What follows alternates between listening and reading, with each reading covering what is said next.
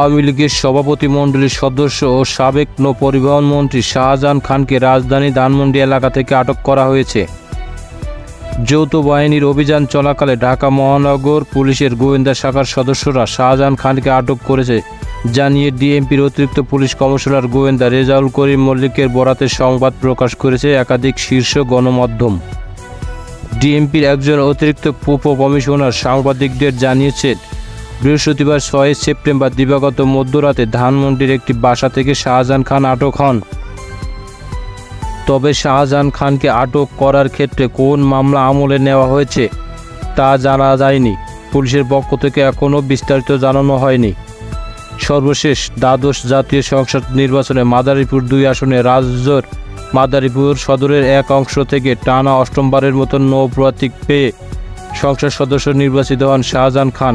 তিনি বাংলাদেশ আওয়ামী লীগের প্রেসিডিয়াম সদস্য এবং বাংলাদেশ শ্রমিক ফেডারেশন কার্যকর সভাপতি হিসেবে দায়িত্ব পালন করছিলেন। তিনি 1986 সালে স্বতন্ত্র প্রার্থী হিসেবে মাদারীপুর 2 আসন থেকে জাতীয় সংসদ সদস্য নির্বাচিত হন। একই আসন থেকে পরবর্তী বাংলাদেশ আওয়ামী লীগের মনোনয়ন তিনি 1991, 1996, 2001, 2008, 2014, 2018, 2024 সালে নির্বাচিত সংসদ সদস্য নির্বাচিত হন। 31 জুলাই 2009 সালে নৌপরিবহন মন্ত্রী হিসেবে শপথ গ্রহণ করেন তিনি। নভেম্বর 2013-তে অন্তর্বর্তীকালীন মন্ত্রিসভায় তাকে নৌপরিবহন এবং মুক্তিযোদ্ধা বিষয়ক মন্ত্রণালয়ের মন্ত্রী হিসেবে দায়িত্ব দেওয়া হয়। 2014 সালের জানুয়ারিতে জাতীয় নির্বাচনকে সামনে রেখে তিনি শুধুমাত্র নৌপরিবহন মন্ত্রী কার্যসভা গ্রহণ করেন। গুলি করে কিশোর আবদুল্লাহ মোতালিবকে হত্যার ঘটনা রাজধানী ধানমন্ডি থানার মামলা সাবেক নৌপরিবহন মন্ত্রী শাহজাহান খানকে 7 দিনের রিমান্ড মঞ্জুর করেছে আদালত। আজ শুক্রবার 6 সেপ্টেম্বর ঢাকা মেট্রোপলিটন ম্যাজিস্ট্রেট মাহবুব আহমেদ আদালতে রিমান্ড মঞ্জুর করেন। এদিন বিকেল 4টা 4 মিনিটে শাহজাহান খানকে আদালতে হাজির করা হয়।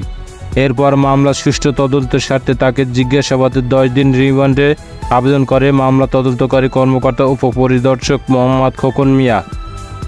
এ সময় আসামি পক্ষের আইনজীবী রিমান্ড বাতিল ও জামিন চেয়ে আবেদন করেন। কারণে এই আসামির বিরুদ্ধে বিজ্ঞ আদালত সন্তুষ্ট হয়ে 7 দিনের রিমান্ড মঞ্জুর করেন। উভয় পক্ষের শুনানি শেষে আদালত জামিন নামঞ্জুর করে 7 দিনের রিমান্ড আদেশ দেন। জানা যায়, গত 4 আগস্ট রাজধানী ধানমন্ডি থানাধীন এলাকায় ছাত্র জনতার আন্দোলনে যোগ দেন আব্দুল মোতালিব। পরে তিনি বুকে গুলি লাগায় গুলিবদ্ধ হয়ে মারা যান। এ ঘটনায় গত 26 আগস্ট নিহতের পিতা আব্দুল মতিন বাদী হয়ে ধানমন্ডি থানার হত্যা মামলা করেন।